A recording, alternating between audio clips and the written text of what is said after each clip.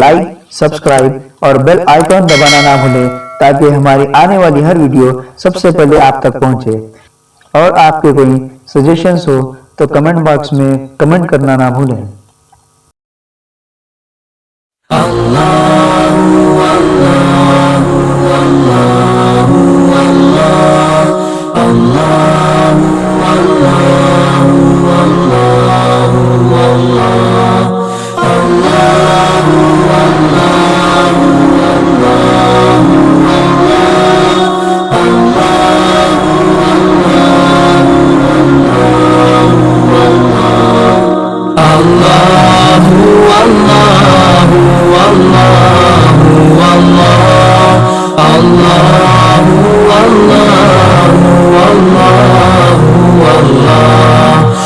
شهر رمضان الذي أنزل فيه القرآن هدى للناس وبينات من الهدى والفرقان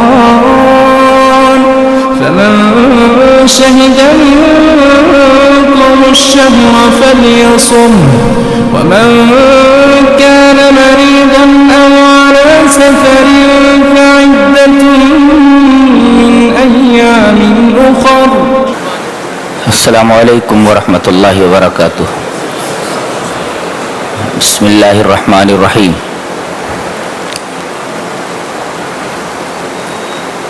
سورہ یوسف چل رہی ہے اور 13ویں پارے میں تقریباً پاؤ تک یہ سورہ گئی ہوئی ہے۔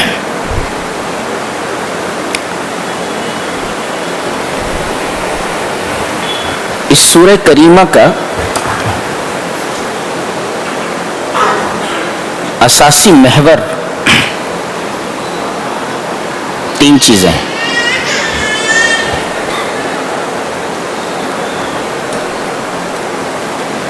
یعنی ان هذه السورة تدور على 3 محاور، یعنی یہ سورہ کریمہ 3 ایکسس پر روٹیٹ کرتی ہے، گھومتی ہے۔ وہ 3 محور کیا ہیں؟ ایک الثقۃ بتدبیر اللہ، اللہ تبارک و تعالی کی تدبیر پر اٹوٹ بھروسہ یہ، اور دوسرے الصبر، اور وہ بھی صبر کیسا؟ صبر جمیل۔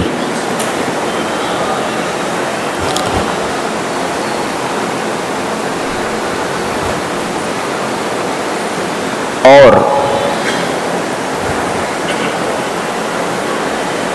تیسری چیز ہے تقوی، وَمَن يَتَّقِ وَيَصْبِرْ۔ تو یہ 3 ایکسس کے اوپر گھومتی ہے یہ پوری سورہ۔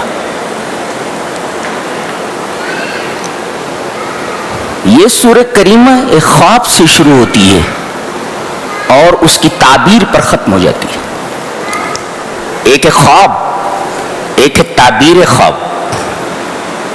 تو خواب سے شروع ہوتی ہے۔ خواب کیا تھا؟ 11 ستارے سورج اور چاند سب مجھے سجدہ کر رہے ہیں۔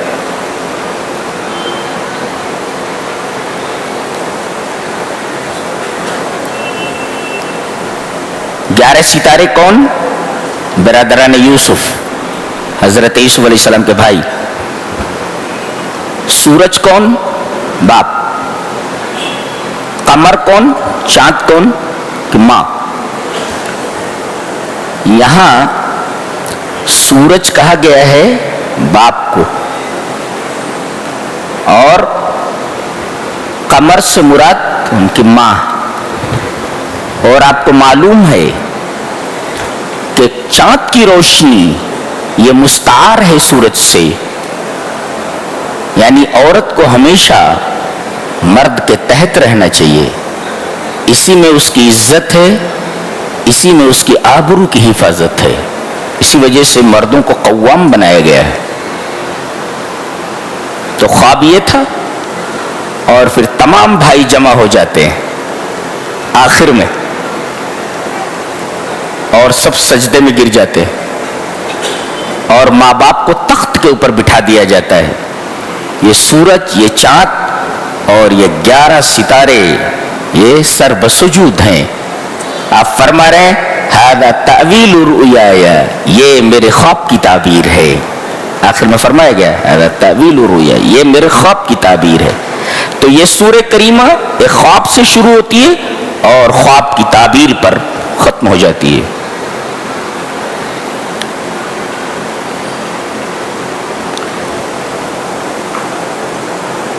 اس میں بھائی یہ چاہتے ہیں کہ یوسف سے ہمارے باپ یعقوب کی محبت ہٹ کر ہماری طرف مبذول اور متوجہ ہو جائے، لہذا ان کو راستے سے ہٹا دیا جائے. ایک مفسر کہتا ہے بڑے بیوقوف ہیں یہ لوگ، ما علموا ان الحب لا یغادر مع الاسجاد اجساد، کہ ان لوگوں کو یہ معلوم نہیں کہ جسم جدا ہونے سے محبت جدا نہیں ہوتی ہے بلکہ اور بڑھ جاتی ہے. یہ بڑے بیوقوف. ما علموا ان الحب لا یغادر مع الاجساد، کہ ان کو پتہ نہیں کہ جسم جدا ہونے سے محبت جدا نہیں ہوتی بلکہ جسموں کے جدا ہونے کے بعد محبت اور زیادہ بڑھ جاتی ہے. ان کو یہ پتہ نہیں تھا. اس سورہ کریمہ میں 3 چالوں کا ذکر ہے. قید کہتے ہیں چال کو، چھوٹی کاف یہ دال، قید. قید مینس چال، چال چلنا والا. اس سورہ کریمہ میں 3 قسم کی قید ہے، 3 قسم کی چالیں ہیں. ایک ہے قید اخوت یوسف، حضرت یوسف علیہ السلام کے بھائیوں کا قید، ان کی چال جانتے ہیں. ان کی چال کا محرک، ان کی چال کا سبب حسد ہے. یہ مشروع نہیں ہے. اگر کسی چال کا محرک حسد ہے تو یہ غیر مشروع ہے، جائز نہیں ہے. اور ایک ہے قید امرأۃ العزیز، عزیز مصر کی بیوی کی چال. جانتے ہیں اس چال کا محرک اس کی شہوت ہے، جنسی خواہش ہے، یہ بھی غیر مشروع ہے. تو جس چال کا محرک جنسی خواہش ہو، میں خواہش کی تکمیل ہو، وہ بھی ناجائز ہے، غیر مشروع ہے. اور تیسری چال ہے قید یوسف، جو اللہ نے ان کو سجھائی کہ پیالہ بنیامین کے غلے میں رکھ دیا، ان کے بوجھ میں رکھ دیا اور بعد میں انہیں روک لیا گیا. مقصد یہ تھا کہ بنیامین میرے پاس رک جائیں.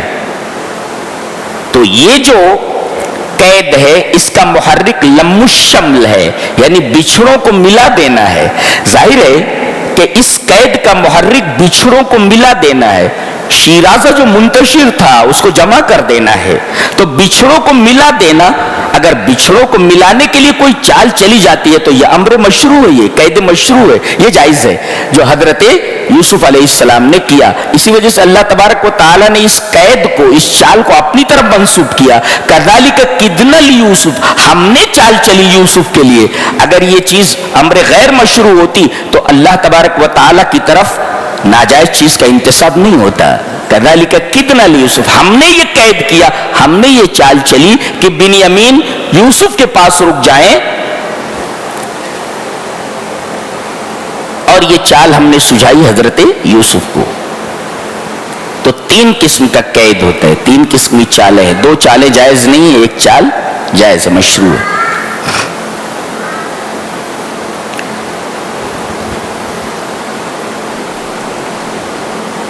اور اس میں 3 قسم کے صبر کا تذکرہ ہے. 3 قسم کے قید تین چیزوں کے اوپر پوری سورت گھومتی ہے اور تین قسم کے صبر ہیں. ویسے پورے قرآن میں تین قسم کے صبر کا بیان ہے. یہاں ایک صبر کا تذکرہ ہے, صبر جمیل. ایک ہوتا ہے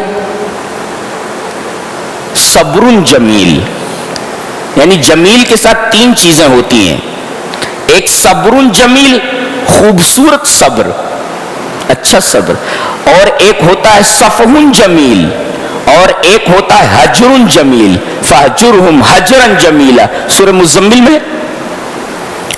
تو یہ صبر جمیل کیا ہوتا ہے؟ جس میں بندوں سے شکایت نہ ہو, پوری شکایت اللہ کے حضور ہو. گویا شکوہ شکایت بندوں کے سامنے درست نہیں ہے, بلکہ یہ شکوہ اللہ کے حضور ہونا چاہیے.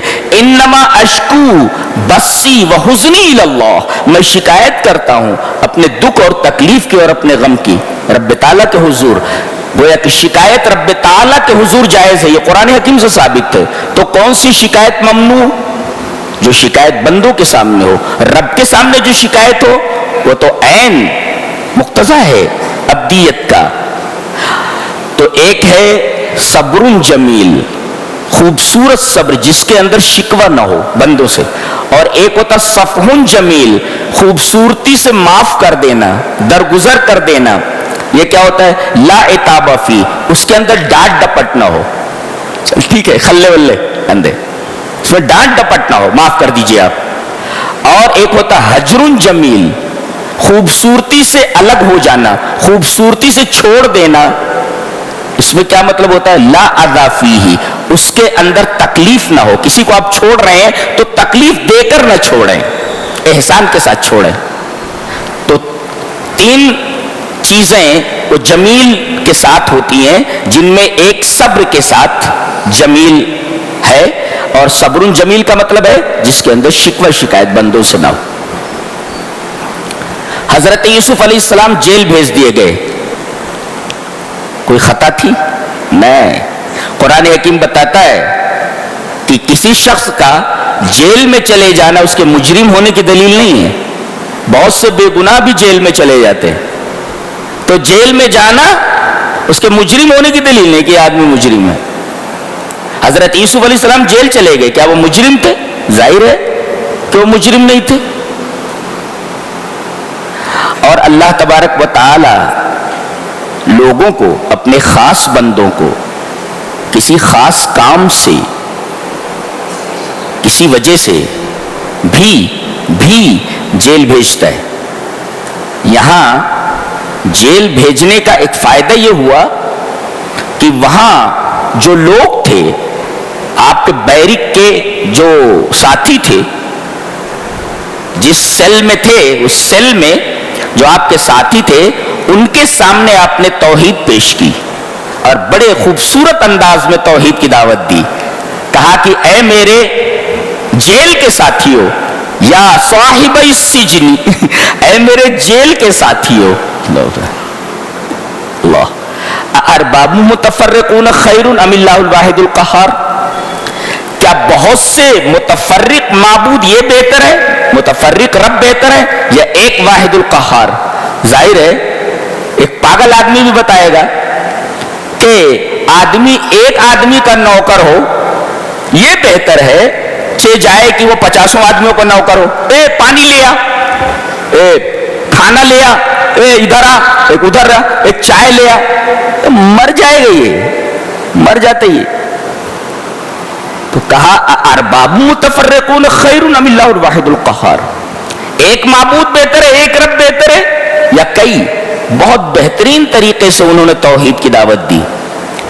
ایک یہ فائدہ ہوا کہ توحید جو پورے دین کا خلاصہ ہے, اور توحید کی دعوت یہ سب سے بڑی اصلاح ہے, وہ پیش کیا انہوں نے. اور دوسرے, اسی جیل کے اندر دو جو قیدی تھے انہوں نے خواب دیکھا. اب دیکھیے, ایک خواب انہوں نے دیکھا تھا اور ایک خواب یہ دونوں قیدی دیکھ رہے ہیں. ایک کہہ رہا ہے کہ میں نے یہ دیکھا ہے کہ میں بادشاہ کو شراب پلا رہا ہوں, اور ایک کہہ رہا ہے میں دیکھ رہا ہوں کہ میرے سر کے اوپر خوان ہے روٹیوں کا, اور چڑیاں اچک اچک کر کے اس طبق سے، اس خوان سے چیزوں کو لے جا رہی، روٹیوں کو لے جا رہی. آپ نے کہا ٹھہرو ٹھہرو، کھانا آنے دو، اس کے بعد ہم اس کی تعبیر بتائیں گے.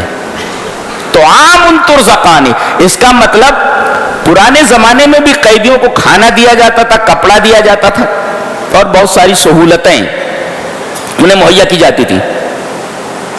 آج کل کے جیلوں کی طرح نہیں ہے. ابو غریب کی جیل بڑی بدنام جیل ہے وہ، جی جی جی. اسی طریقے سے گوانتانامو جیل بہت غلیظ قسم کی جیل ہے.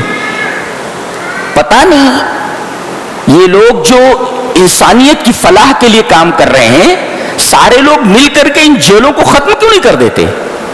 ان جیلوں کو صفحہ ہستی سے کیوں نہیں مٹا دیا جاتا؟ یہ جیلیں نہ رہیں.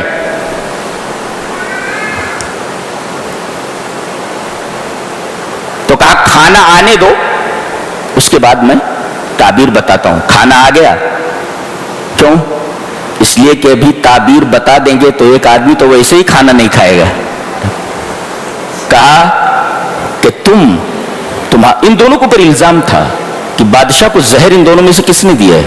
ساقی نے دیا یا نان بائی نے دیا ہے؟ حقیقت میں نان بائی نے دیا تھا. اس نے یہ خواب دیکھا تھا کہ میرے سر پر طبق اور چڑیاں اس سے روٹیاں اٹھا اٹھا کر کے، کھانا اٹھا اٹھا کر کے لے جا رہے. کہا کہ تجھے سولی دے دی جائے گی. کس کو؟ نان بائی کو. اور تو دوبارہ اپنے بادشاہ کی خدمت میں لگ جائے گا اور اسے شراب پلانے لگے گا. تو سچ مچ اسی طریقے سے فیصلہ کیا گیا. اب یہ جو آدمی تھا ساقی، یہ جب نکلنے لگا جیل سے، کہا کہ تم تو جا ہی رہے ہو، میرا ایک کام کر دو. اپنے بادشاہ سے یہ کہنا کہ ایک بے گناہ آدمی جیل میں پڑا ہوا ہے. دیکھو انہوں نے سبب کے اوپر بھروسہ کر لیا، بھول گئے. اللہ تعالیٰ نے اس آدمی کو بھی بھلا دیا.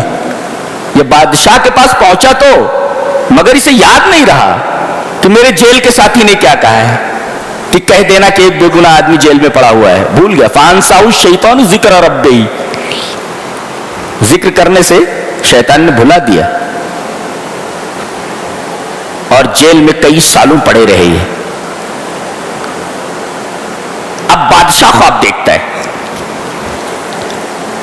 بادشاہ خواب کیا دیکھتا ہے کہ 7 دبلی گائیں ہیں اور 7 موٹی گائیں ہیں. دبلی گائیں موٹی گایوں کو کھا رہی ہے، کیسے ہو سکتا ہے؟ 7 ہری بالیاں ہیں اور 7 سوکھی بالیاں ہیں. اب تمام نجومیوں کو بلایا گیا جو ماہر نجوم تھے کہ اس خواب کی تعبیر کیا ہے. کہا مما نحن بتاویل الاحلام بعالمین، یہ خواب پریشاں ہے اور ہم خواب پریشاں کی تعبیر نہیں بتاتے. تب اس آدمی کو یاد آیا، ارے ایک آدمی تو خواب کی تعبیر بتانے والا ہے، وہ تو جیل کا ساتھی تھا، جیل میں پڑا ہوا ہے. اوہو میں تو بھول گیا. فوراً اس نے کہا کہ میں ایک آدمی کو بتاتا ہوں جو بالکل خواب کی تعبیر بتا دے گا اور مجھے ہی بھیجو. آپ ساقی بول رہا ہے مجھے ہی بھیجو. وقال الذی نجا منہما، ان دونوں میں سے جو بچ گیا تھا اس نے کہا وذکر بعد امۃ، ایک مدت کے بعد اسے یاد آیا، کہنے لگا انا انبئکم بتاویلی، میں آپ کو اس کے خواب کی تعبیر بتاؤں گا. یہ بولتا ہے میں خواب کی تعبیر بتاتا ہوں آپ کو. یہ خواب کی تعبیر کیا بتائے گا؟ کہا کہ میں خواب کی تعبیر بتاتا ہوں نا، فارسلون، مجھے بھیج دو. کہا کہ جا اولے والا میں جا.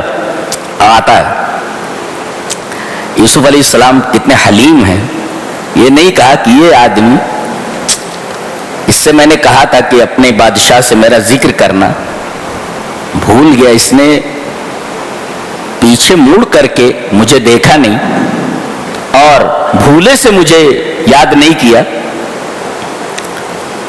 غصے میں آ جانا چاہیے تھا نا، غصے میں نہیں آئے.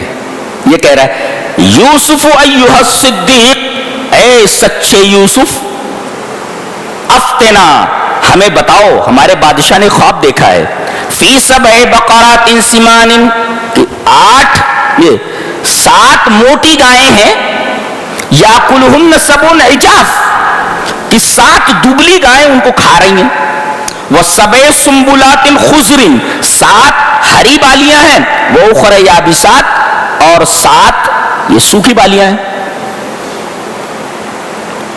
لعلی ارجع الی الناس لعلہم یعلمون، مجھے خواب کی تعبیر بتا دو تاکہ میں لوٹ کر لوگوں کو بتاؤں تاکہ لوگ جان لیں۔ انہوں نے یہ نہیں کہا کہ میں خواب کی تعبیر نہیں بتاؤں گا، تو نے میرے ساتھ بہت برا سلوک کیا ہے، تیری وجہ سے میں کتنے سال سے جیل میں پڑا ہوا ہوں، نہیں، فوراً انہوں نے خواب کی تعبیر بتا دی۔ قال تزرعون 7 سنین دابا، کہا کہ یہ 7 جو موٹی گائیں ہیں اور یہ 7 جو سوکھی گائیں ہیں، دبلی گائیں ہیں، ان کا مطلب سمجھتے ہو کہ 7 سال کے بعد قحط پڑے گا اور وہ 7 سال پر محیط ہوگا جی، تو ان 7 سالوں کے اندر غلے کی پیداوار اتنی ہو جانی چاہیے کہ بقیہ جو 7 سال قحط کے ہیں ان میں لوگوں کو تکلیف نہ ہو۔ اور انہوں نے غلے کو اسٹور کرنے کا طریقہ بھی بتا دیا، فَذَرُوهُ فِي سُنبُلِهِ، دانا نکالنا نہیں، بالی ہی کے اندر دانا رہن دو، ایسا اسٹور کر کے رکھ دو۔ ظاہر بڑے بڑے مکانات بنائے ہوں گے، کھیتیوں کو جو ہے ڈیولپ کرنے کے لیے طرح طرح کے بیج لائے گئے ہوں گے، اس لیے کہ 7 سال قحط کو ڈیل کرنا ہے۔ بہرحال ایسا ہوا، بادشاہ کو جا کر کے اس نے خواب کی تعبیر بتائی، وقال الملک اتونی بھی، ارے جلدی سے لے کر کے آؤ ان کو، یہ تو بہت عجیب و غریب آدمی ہے، لے کر کے آؤ۔ فلما جاءہ الرسول، جب بلانے والا آیا، قاصد آیا، کہا کہ فرجع الی ربک، بادشاہ سلامت آپ کو بلا رہے ہیں، آپ چلیے، کہا کہ نہیں، فاسألہ ما بال النسوۃ، پہلے میرے معاملے کی تحقیق ہونی چاہیے کہ میں حقیقی مجرم ہوں یا میں بے گناہ تھا، پہلے اس کی تحقیق ہونی چاہیے۔ تحقیق ہوئی، مصر کی جو عورتیں تھیں انہوں نے گواہی دے دی کہ یہ بے گناہ ہے، اور خود عزیز مصر کی بیوی نے بھی کہہ دیا کہ یہ گناہگار نہیں ہے۔ الآن حس الحق انا راوتہ عن نفسی، میں نے اس کو اپنی طرف سے پھسلایا تھا اور یہ بے گناہ ہے، وَإِنَّهُ لَمِنَ الصَّادِقِينَ، یہ سچا ہے۔ یہ دیکھ اللہ، انہوں نے معاملے کی تحقیق کیوں نہیں کرائی؟ کیوں کرائی جانتے؟ اس وجہ سے کہ اگر انہیں کوئی عہدہ دے دیا جاتا تو لوگ یہ کہتے نا، ارے یہ وہی ہے جس نے عزیز مصر کی بیوی کے اوپر ہاتھ ڈالا تھا، 10 درازی کی، یہی حضرت ہیں۔ تو معاملے کی تحقیق ہو گئی، سچائی واضح ہو گئی۔ اس کے بعد بادشاہ نے کہا استخلصہ لنفسی، میں تمہیں اپنے لیے خاص کرتا ہوں۔ 2 چیزیں ہیں، انہوں نے ایک بات کہی تھی، انی حفیظ علیم، میرے پاس علم بھی ہے اور غلوں کو حفاظت سے رکھنے کا سلیقہ بھی اور طریقہ بھی مجھے آتا ہے، تو اپنے علم کا حوالہ دیا انہوں نے۔ تو ایک ہوتا علم اور ایک ہوتا کردار۔ آدمی علم کی وجہ سے قریب ہوتا ہے اور کردار کی وجہ سے چن لیا جاتا ہے۔ دیکھو علم کی وجہ سے قریب ہوئے نا، خواب کی تعبیر بتائی، تعبیر رویا ایک علم ہے، تو خواب کی تعبیر بتانے سے یعنی علم کی وجہ سے بادشاہ نے انہیں اپنے پاس بلایا، قریب کیا، اور ان کا کردار دیکھ کر کے تحقیق ہوئی نا کہ سچا ہے یہ، ان کے کردار کی وجہ سے انہوں نے اپنا خاص آدمی بنا لیا بادشاہ نے۔ تو علم کی وجہ سے آدمی قریب ہوتا ہے اور کردار کی وجہ سے آدمی منتخب کیا جاتا ہے۔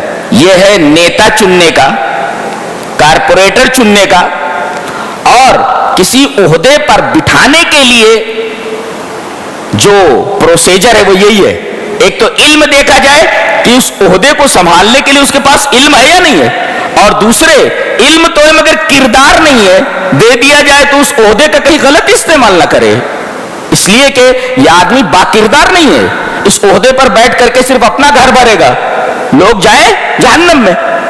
تو علم کے ساتھ ساتھ کردار بھی دیکھا جائے, یہ دونوں چیزیں کسی کے اندر ہوں تو اسے سپورٹ کیا جائے. جی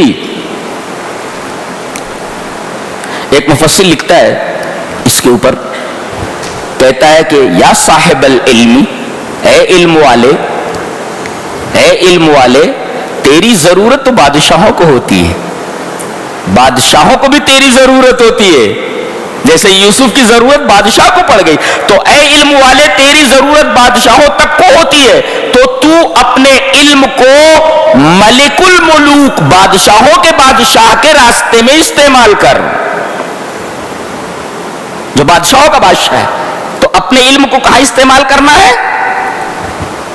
رب کائنات کے راستے میں, اس کے دین پھیلانے کے لیے, دین پھیلانے کے راستے.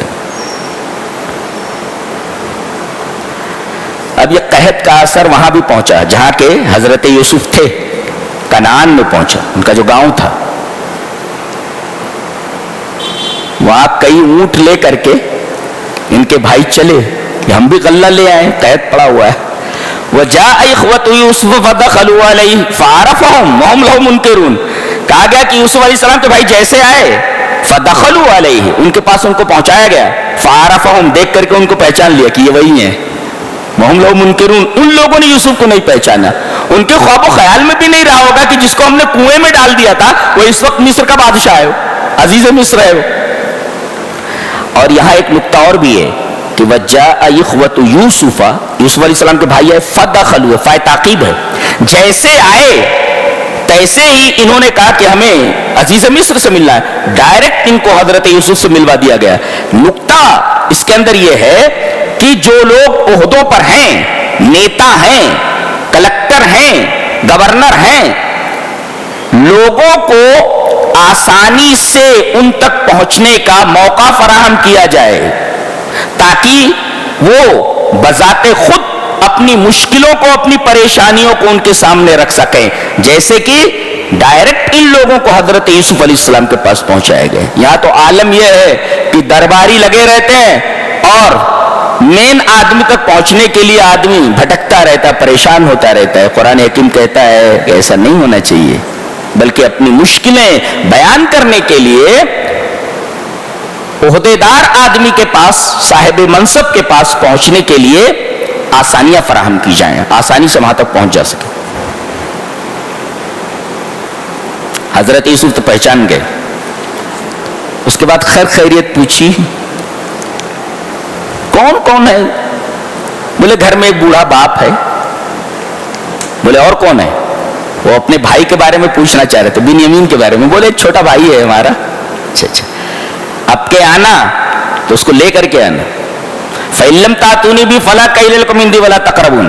کہا کہ اگر لے کر کے نہیں آئے تو کچھ ملے گا نہیں. وَلَا تَقْرَبُونَ, میرے قریب بھی مت آنا, اس کو لے کر کے آنا.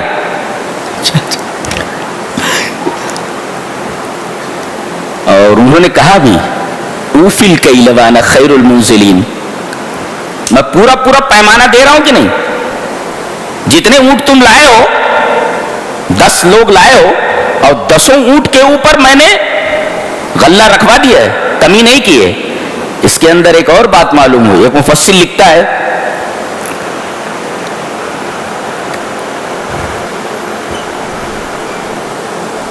کہ جتنے بھی عہدے داران ہیں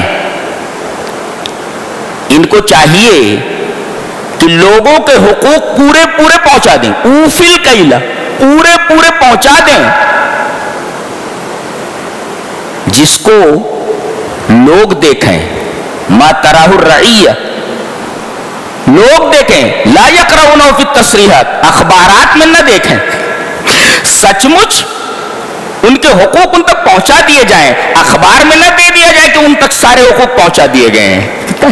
انا اوفی الکیل. اچھا, مانا خیر المنزلین کا مطلب یہ ہوا کہ جو صاحب اقتدار ہو اس کے اندر تواضع ہونی چاہیے, خاکساری ہونی چاہیے کہ اللہ تبارک و تعالیٰ نے اس کو عہدہ دیا ہے, مجھے عہدے سے نوازا ہے, مجھے خاکسار ہونا چاہیے, جیسے حضرت یوسف علیہ السلام ہے. گئے تو یہ جو پیسہ انہوں نے دیا تھا, پیسہ لے کر کے غلہ دیا جاتا تھا. انہوں نے ولما فتحوا متاعهم, گھر جا کر کے جب انہوں نے غلہ کھولا تو دیکھا کہ پیسے اس میں رکھے ہوئے ہیں. ارے بولے بہت اچھا آدمی, چلو بتا. فلما رجعوا الى ابيهم قالوا يا ابانا منع منا الكيل فارسل معنا اخانا نكتل وانا له لحافظون ولما فتحوا متاعهم وجدوا بضاعتهم ردت اليهم. دیکھا کہ وہ جو پیسہ لے گئے تو وہ پیسہ لوٹا دیا گیا ہے. کہا کہ کتنا اچھا آدمی ہے عزیز مصر. اور ابا ایک بات ہے, وہ کیا بولا ہے کہ اگر بنیامین کو اپنے چھوٹے بھائی کو لے کر کے نہیں آئے تو غلہ نہیں ملے گا, تو اس کو بھیج دیجئے نا ہمارے ساتھ, اس کو بھیج دیجئے بھائی کو, اور ہم اس کی حفاظت کریں گے, اور ہم آپ کو شیورٹی دیتے ہیں. فلما آتوا موثقهم, شیورٹی دیتے ہیں آپ کو. تو حضرت یعقوب نے کہا کہ ویسے ہی حفاظت کرو گے جیسا میرے بچے یوسف کی حفاظت کی تھی. تمہیں شرم آتی ہے کیا نہیں آتی؟ میں اب اللہ کی حفاظت میں دیتا ہوں. فاللہ خیر حافظا وهو ارحم الراحمین. پتہ یہ چلا کہ اگر گھر کو, بچوں کو کسی کی حفاظت میں دینا ہے تو رب کائنات ہے, کسی آدمی کی حفاظت میں دینا چاہیے.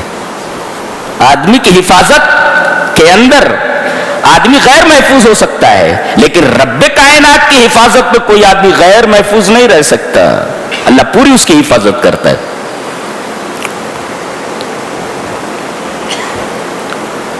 کہا کہ ٹھیک ہے لے جاؤ. لے کر کے پہنچے. جب جانے لگے تو کہا کہ ایک بات ذہن میں رکھو. وقال یا بنی لا تدخلوا من باب واحد وادخلوا من ابواب متفرقہ. جب وہاں پہنچنا مصر میں تو ایک راستے سے مت جانا, ایک دروازے سے مت جانا. وادخلوا من ابواب متفرقہ, مختلف دروازوں سے جانا. اس کی دو وجہ ہیں. ایک تو یہ کہ اتنے خوبصورت ہو, اتنے ہینڈسم ہو, اتنے طاقتور ہو, کہیں ایک ساتھ تم 11 لوگوں کو دیکھ کر کے لوگ نظر نہ لگا دیں. اس کا مطلب العین حق, نظر لگ جاتی ہے. یہ بخاری شریف کی روایت ہے, نظر برحق ہے, نظر لگ جاتی ہے جی. اور دوسرے یہ کہ کہیں جاسوس نہ سمجھ لے کہ کہاں سے آئے ہیں, پکڑو ان کو, پکڑو ان کو, جیل میں ڈال دو. اس کے بعد تحقیق ہوتی رہے گی, دیکھتے رہیں گے, دیکھیں گے. یہاں تو عالم یہی رہتا ہے نا, پہلے ڈالو بعد میں دیکھتے.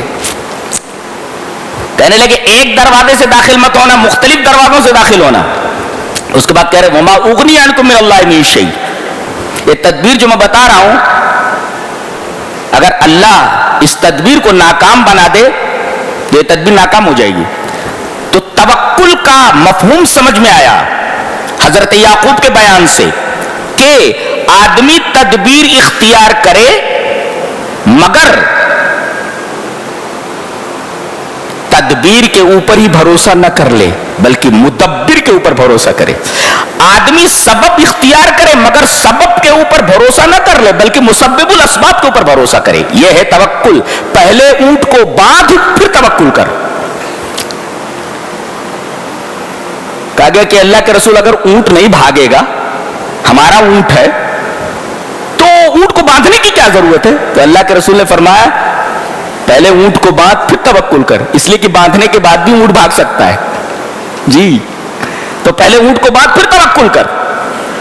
تو توکل کا مطلب یہ ہوا کہ آدمی سبب اختیار کرے. کمانے کے لیے گیا, میرے رب میں نے محنت کر لی ہے.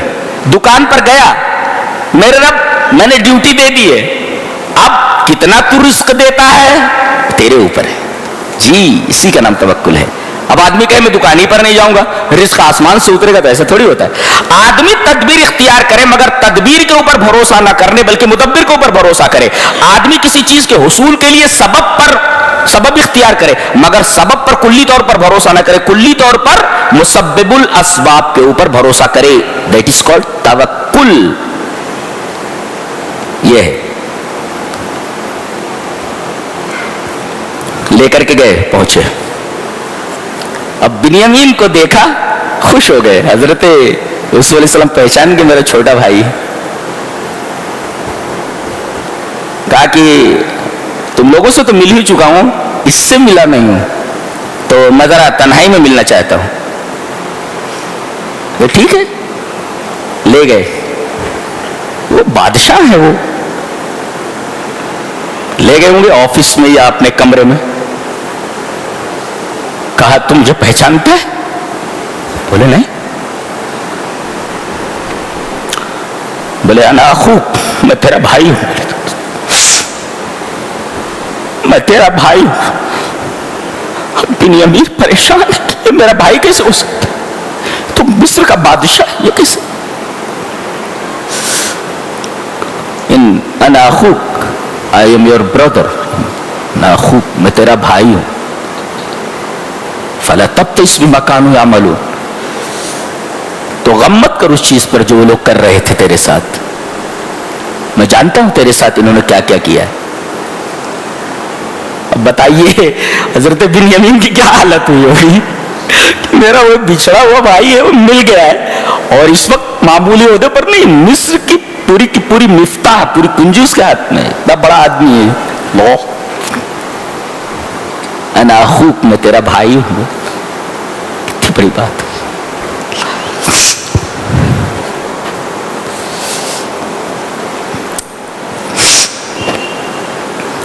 اب ان کو روکنا ہے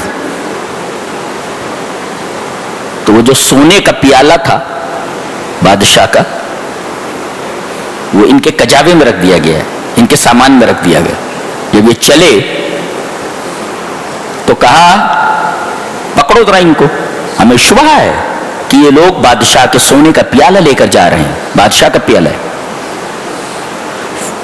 ثم اذن مؤذن ایتها العیر انکم لسارقون، ایک آواز دینے والے نے آواز دی، اے رک جاؤ قافلے والو، تم چور ہو. یو آر تھیپس، چور ہو، رکو. انکم لسارقون، سارق نہیں چور، تم چور ہو.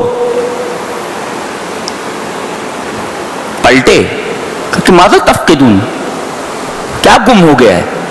بولے قالوا نفقد سؤال ملک، بادشاہ کا وہ جو پیمانہ ہے وہ گم ہو گیا ہے. تو پہلے ان لوگوں کو بتا دیا گیا تھا، تو پہلے دوسرے بھائیوں کے سامان کو چیک کیا گیا، اور آخر میں حضرت بنیامین کے سامان کو چیک کیا گیا. پیالہ نکل آیا بنیامین کے سامان سے. اچھا. قالوا فما جزاؤہ ان کنتم کاذبین، پہلے کہہ لیا گیا تھا کہ اگر سامان ملا کسی کے پاس تو جانتے ہو سزا کیا ہونی چاہیے. قالوا جزاؤہ ما وجد فی رحلہ فہو جزاؤہ، جس کے سامان میں یہ پیالہ پایا جائے اس کو رکھ لیا جائے، اس کو رکھ لیا جائے. یہ خود یہاں کا قانون تھا، حضرت یعقوب علیہ السلام کے ایریے کا قانون تھا. یہ اب انشاء اللہ نے کہلوا دیا کہ بھائی ہم اپنے علاقے کے قانون کو اپلائی کریں گے، مانیں گے. اب نکلا فبدا بیعیتہم قبل بیعی اخی، پہلے ان کا سامان چیک نہیں کیا گیا، بھائیوں کا سامان چیک کیا گیا. ثم استخرجها من بیعی اخی، بنیامین کے سامان سے اس پیالے کو برآمد کر لیا گیا. کیا بولتے ہو؟ کہہ رہے تو چور نہیں ہو، یہ کیا ہے؟ یہ اب ان کے پاس چیرو تو خون نہیں. پہلے کیا بول کر کے لائے تھے؟ دیکھو نا باپ سے کیا بولے تھے. دیکھو باپ سے بولے تھے فارسل معنا اخانا، ہمارے ساتھ ہمارے بھائی کو بھیج دو. کیا بولے؟ ہمارا بھائی، our brother، ہمارا بھائی. اب یہاں جب فائدہ تھا تب تو ہمارا بھائی، اور جب مطلب ختم ہو گیا تو کیا بول رہے ہیں؟ قالوا ان يسرق فقد سرق اخ له من قبل، اگر اس نے چوری کی ہے تو یہ کوئی نئی بات نہیں، اس کا ایک سگا بھائی بھی تھا، بہت بڑا چور تھا وہ. سامنے حضرت یوسف کھڑے ہوئے ہیں، بولے اس نے چوری کی ہے، کوئی نئی بات نہیں ہے یہ. اس کا ایک بڑا بھائی بھی تھا یوسف نام کا، وہ بھی بہت بڑا چور تھا. فَأَسَرَّهَا يُوسُفُ فِي نَفْسِهِ وَلَمْ يُبْدِهَا لَهُمْ، حضرت یوسف علیہ السلام نے اس کا جواب نہیں دیا، چھپا لیا. ایک مفسر لکھتا ہے کہ کبھی کبھی کوئی دکھ کی اور تکلیف کی بات تمہارے رشتہ داروں، تمہارے قریبی لوگوں کی طرف سے سننے میں آئے گی تو اسے اپنے دل ہی میں رکھ لو، اس کو ظاہر مت کرو. ایسا ہوتا ہے کہ دل دکھانے والے اپنے ہی لوگ ہوتے ہیں، تو چھپا لو اس کو. اثر رہا. آج بھائی بھائی کا دشمن. جی اب وہ منت سماجت کرنے لگے. ہم میں سے کسی روک کر رکھ لو. میرا بوڑھا باپ, ہمارا بوڑھا باپ اس کے بغیر نہیں رہ سکتا, زندہ نہیں رہ سکتا, اس کو جانے دو, اس کی جگہ پر ہم کو رکھ لو, ہم میں سے کسی کو رکھ لو. قالوا یا ایھا العزیز ان له ابا شیخا کبیرا, اس کا ایک بوڑھا باپ ہے. فخذ احدنا مکانہ, ہم میں سے کسی کو اس کی جگہ رکھ لو. انا نراک من المحسنین, ہم تمہیں ایک اچھا آدمی دیکھتے ہیں. اچھا آدمی. قال معاذ اللہ, یہ تو روکنا ہی چاہ رہے تھے. قال معاذ اللہ, بولے اللہ کی پناہ, نا خدا الا ما وجدنا متاعنا عنده انا اذا لظالمون. غلطی کوئی کرے, پکڑا کوئی جائے, یہ تو ظلم ہے. انا اذا لظالمون, اگر ہم اس کی جگہ کسی اور کو رکھ لیں گے تو یہ تو ظلم ہوگا. ایسا کیسے ہم کر سکتے ہیں, تم ظلم کی دعوت دیتے ہو. فلما استيئسوا منه خلصوا نجيا, جب مایوس ہو گئے تو وہاں سے ہٹ گئے. کہا کہ اب چلو. آئے, حضرت یعقوب نے پوچھا بچہ کہاں ہے میرا, وہ تو نہیں دکھ رہا ہے. فقولوا یا ابانا ان ابنک سرق, یہ بھی نہیں کہہ رہے کہ ہمارے بھائی نے چوری کی, تمہارے بیٹے نے چوری کی بولتے. یہ دیکھو, جب مطلب تھا تو بولتے تھے ہمارا بھائی, اب بول رہے تمہارے بیٹے نے چوری کی ہے. ایک مفسر لکھتا ہے قمۃ الانتہازیۃ ان تغیر الخطاب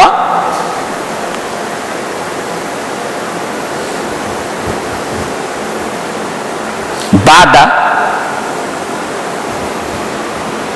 تغیر المصلحہ, کہ یہ موقع پرستی کی ابن الوقتی کی انتہا ہے کہ منفعت اور فائدہ اور مطلب ختم ہو جائے تو آدمی کی خطاب کا انداز بدل جائے.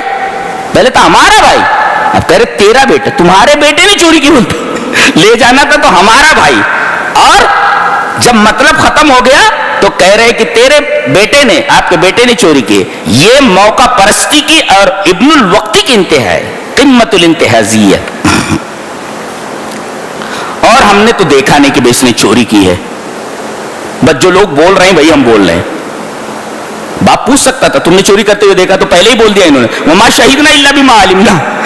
لوگ بول رہے تو وہ ہم نے بول دیا وما كنا للغیب حافظین, غیب کا علم اللہ تبارک تعالیٰ کو ہے, ہم نے اسے چوری کرتے ہوئے نہیں دیکھا. لیکن لوگ بول رہے تھے کہ اس نے چوری کی ہے, اور چوری کا سامان اس کے کجابے سے نکلا ہے, اس کے سامان سے برآمد ہوا ہے. اب یہ بیٹا بھی آج سے چلا گیا. وَتَوَلَّى عَنْهُمْ, سنا آپ نے تو آپ ان کی طرف سے مڑے, منہ پھیر لیا ان سے. اس پر ایک مفسر لکھتا ہے یشق علی الرجل ان یری الرجال دمعۃ ضعفہ, آدمی کے اوپر یہ بہت بھاری پڑتا ہے کہ لوگ اس کی بیچارگی کی کہ آنسو اس کی آنکھوں میں دیکھیں. آدمی اتنا بھی لاچار ہو جائے, یہ بہت بھاری پڑتا ہے کہ آدمی اس کی لاچاری اور بیچارگی کے آنسو کو لوگ دیکھ لیں. لہذا انہوں نے ان کی طرف پیٹ پھیر لیا اور اپنے حجرے میں گئے. وقال یا آسف علی یوسف, ہائے میرے بچے یوسف, گم ہوئے بنیامین, اور افسوس ظاہر کر رہے ہیں حضرت یوسف پر. ایک مفسر لکھتا ہے کہ نیا غم پرانے غم کو تازہ کر دیتا ہے. نئی پریشانی, نئی مصیبت پرانی پریشانی کو یاد دلا دیتی, تو نیا غم پرانے غم کو ہرا کر دیتا ہے. بچوں کے سامنے نہیں کہا یا آسفا علی یوسف, ہائے میرے بچے یوسف, گم ہوئے بنیامین, ان کو گم ہوئے تو کتنے سال گزر گئے. دیکھو اس نئی مصیبت سے پرانی مصیبت کی یاد تازہ ہو گئی. ہائے میرا یوسف.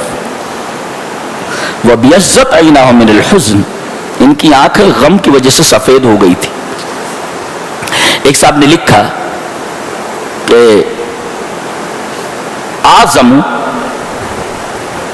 ما يصيب المحزون مرض السکری والزغط ھذا یفقد بصرہ من الالم. کہتے ہیں آدمی کو بہت زیادہ ٹینشن ہو جائے اور ٹینشن ختم نہ ہو تو سب سے پہلی بیماری جو اسے پکڑتی ہے مرض السکر ہے، وہ شکر کی بیماری ہے، وہ زغط اور بلڈ پریشر ہے. سب سے پہلی بیماری جو اس کو پکڑتی ہے.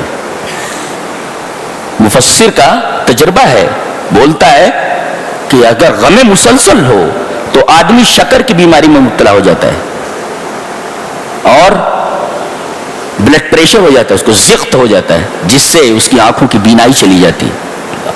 آنکھیں سفید ہو گئی تھی. کچھ لوگ کہتے ہیں ضعف بصرہ، آنکھوں کی بینائی بہت کم ہو گئی تھی، اور بعض لوگ کہتے ہیں ذہب بصرہ، مکمل اندھے ہو گئے تھے، آپ بینائی چلی گئی تھی.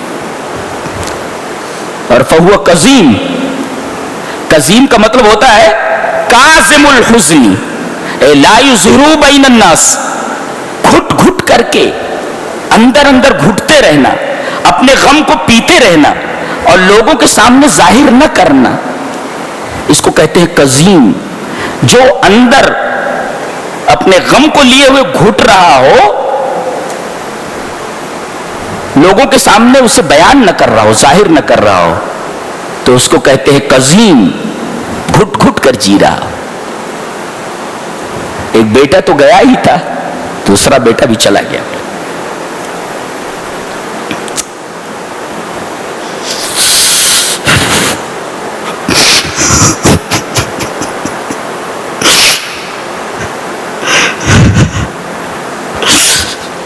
یا اسف یوسف، ہائے میرے یوسف.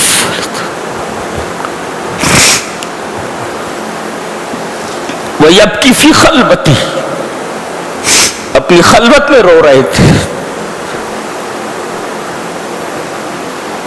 وَسَمِعُوهَا فِي خَلْوَتِهِ وَفِي خَلْوَتِهِ سَمِعُوهَا، انہوں نے یہ رونا اور یوسف کے اوپر افسوس ظاہر کرنا انہوں نے خلوت میں سنا کہ ابا اندر رو رہے ہیں.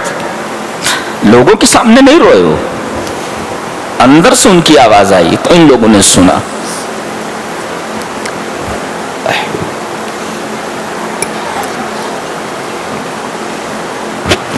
انبیاء کے جو واقعات ہوتے ہیں ان کو پڑھنے کے بعد آدمی چاہیے اس کو کہ سیریسلی لے، اس کو سیریسلی اپنی زندگی میں اس کو نافذ کرے.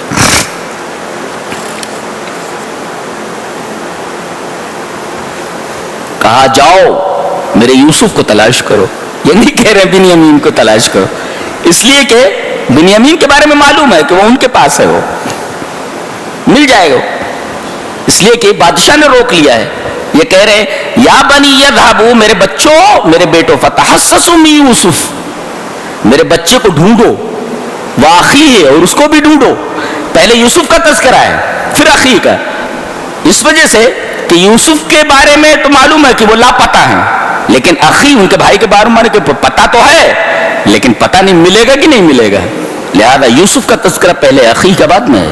اور دیکھو وَلَا تَيْأَسُوا مِن رَوْحِ اللَّهِ، دیکھو تو میں نے بتایا تھا کہ یہ سورت 3 محوروں کے اوپر گھومتی ہے، جس میں ایک تو ہے کہ الثقۃ فی تدبیر اللہ، بے تدبیر اللہ، اللہ تبارک و تعالیٰ کی تدبیر کے اوپر اٹوٹ بھروسہ، اور دوسرے صبر جمیل، اور تیسرے عدم یاس، تقوی کے ساتھ. عدم یاس کا مطلب مایوس نہیں ہونا، حالات کتنے بھی خراب ہو جائیں آدمی کو پر امید رہنا چاہیے. یہ سبق ملتا ہے.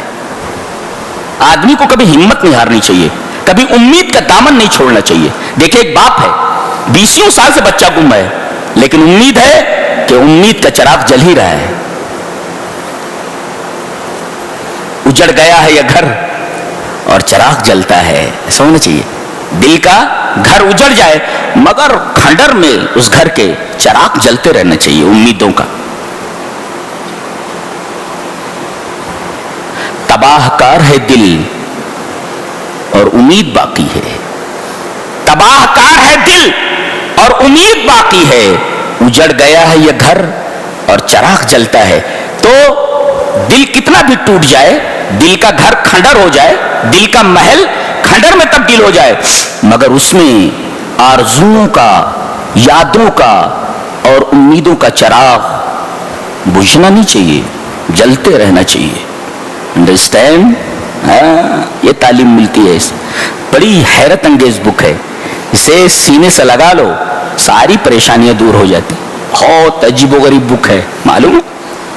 اور اسی کتاب کو چھوڑنے کی وجہ سے ہم لوگ پوری دنیا میں لات جوتے کھا رہے ہیں.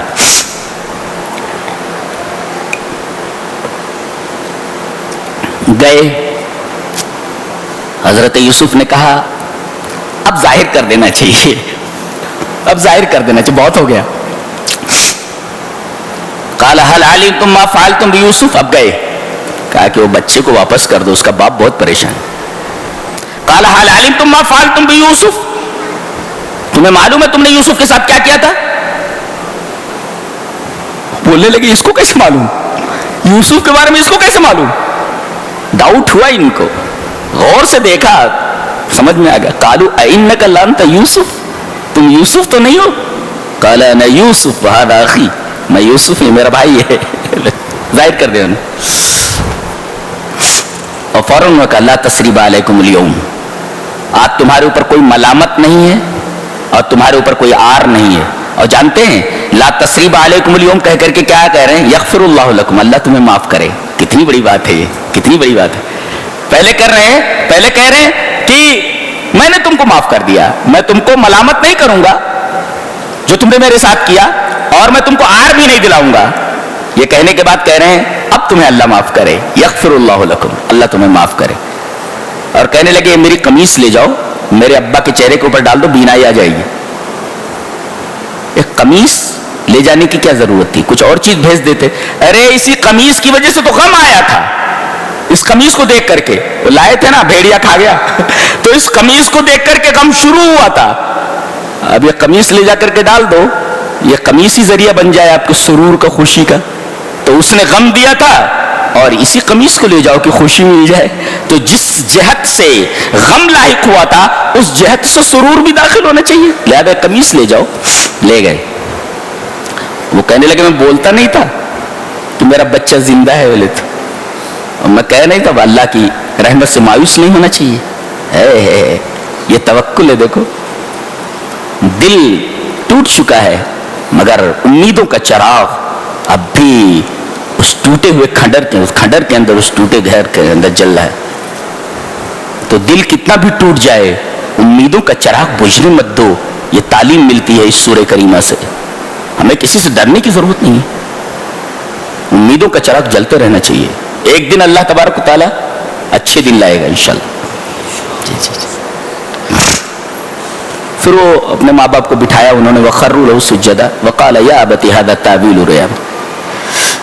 اب کہنے لگے وَقَدْ أَحْسَنَ بِي، اللہ نے میرے ساتھ احسان کیا، اِذَا أَخْرَجَنِي مِنَ السِّجْنِ، مجھے قید سے نکالا. بھائی لوگ ہیں، قید کا تذکرہ، قید خانے کا تذکرہ کیوں کیا؟ یہ کہنا تھا اللہ تبارک تعالیٰ کا احسان ہوا کہ مجھے کنویں سے نکالا.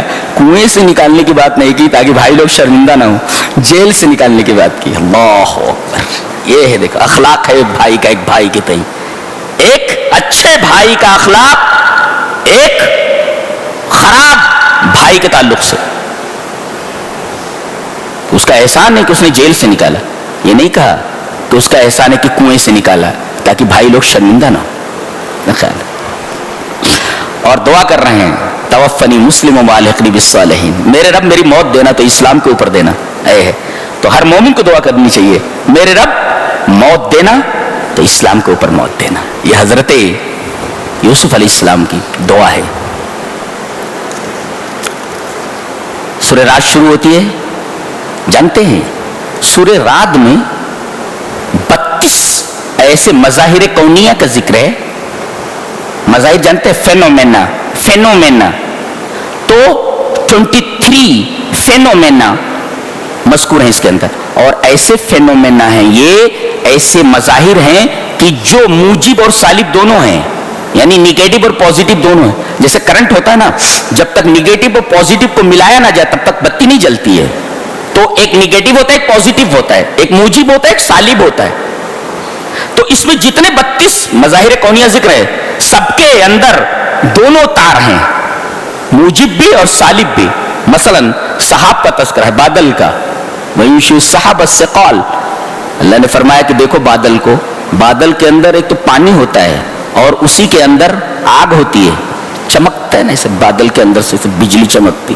تو دیکھو اللہ تبارک و تعالی نے جمع نقیزین، کیا قدرت ہے میرے رب، کیا سبحان اللہ سبحان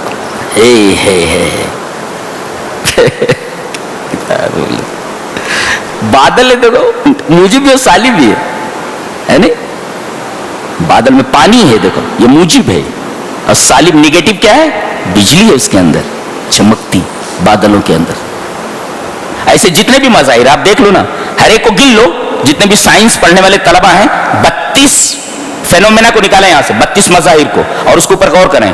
ہر ایک کے اندر یہ موجب و سالب دونوں چیزیں ملیں گی.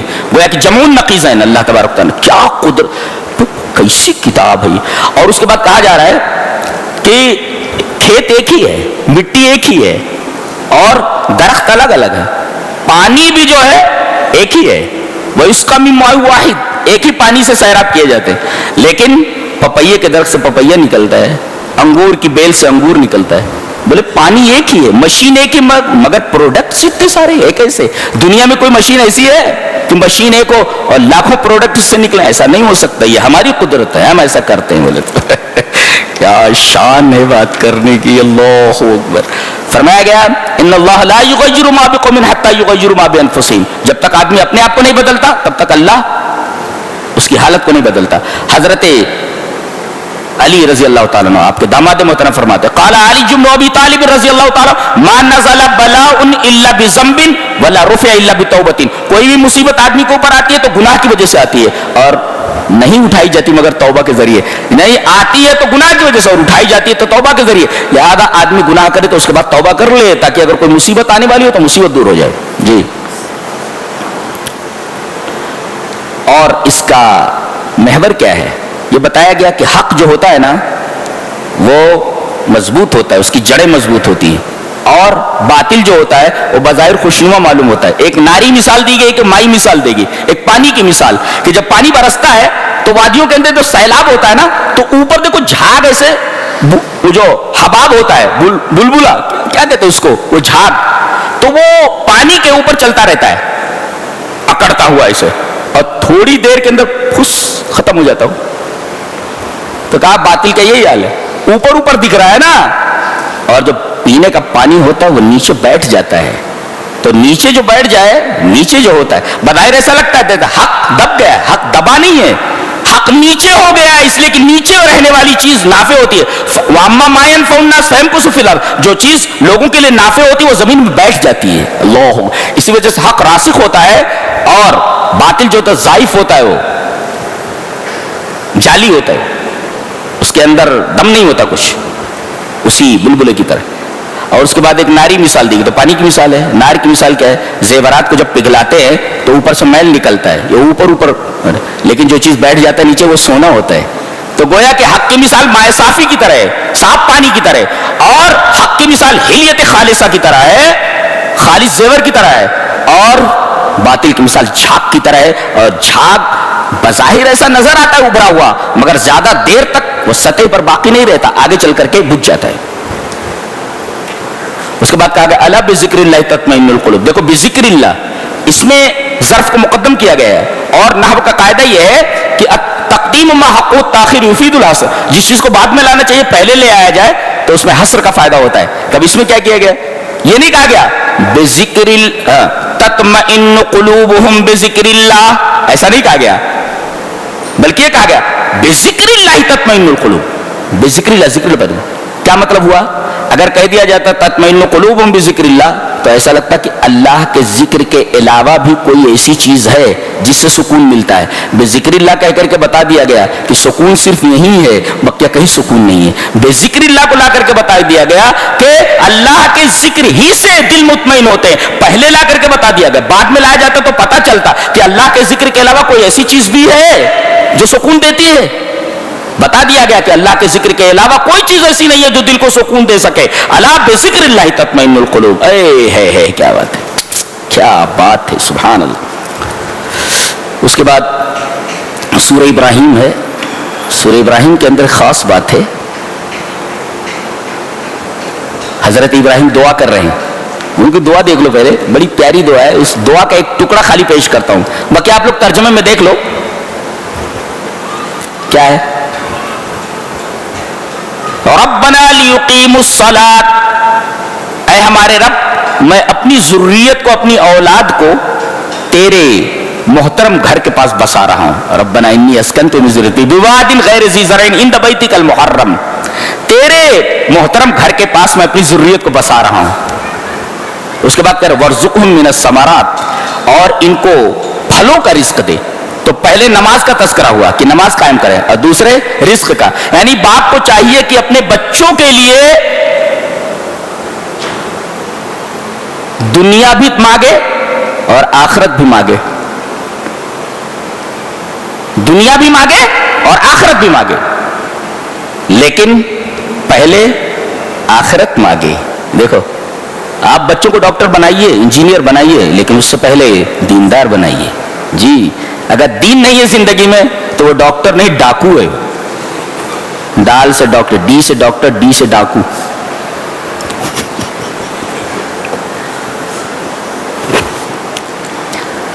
اور حضرت ابراہیم علیہ السلام نے لیقیموا الصلاۃ کہا ہے، نماز کا تذکرہ پہلے ہے، وارزقہم روزی کا تذکرہ بعد میں ہے۔ اس کا مطلب دین پہلے ڈھونڈو، پیٹ بعد میں، دین پہلے پیٹ بعد میں، خیریت اسی میں ہے۔ اور اس کے بعد کہا ظالم یہ نہ گمان کر لے کہ اللہ انہیں دیکھ نہیں رہا ہے، فلا تحسبن اللہ غافلا عما یعمل الظالمون، ظالم ہرگز یہ نہ سمجھیں کہ جو وہ کر رہے ہیں اللہ اس سے غافل ہے۔ یہ بڑی ہی جاندار آیت ہے۔ جتنے بھی ظالم ہیں اللہ کی نگاہ میں ہیں، اور سب کے ساتھ بہت خوفناک حشر ہونے والا ہے ان کا اگر یہ سدھرے نہیں تو۔ فلا تحسبن اللہ غافلا عما یعمل الظالمون۔ یہ رہا 13ویں پارے کا خلاصہ۔ اللہ تبارک و تعالی ہمیں نیک عمل اور اچھی سمجھ کی توفیق عطا فرمائے۔ وآخر دعوانا الحمدللہ رب العالمین۔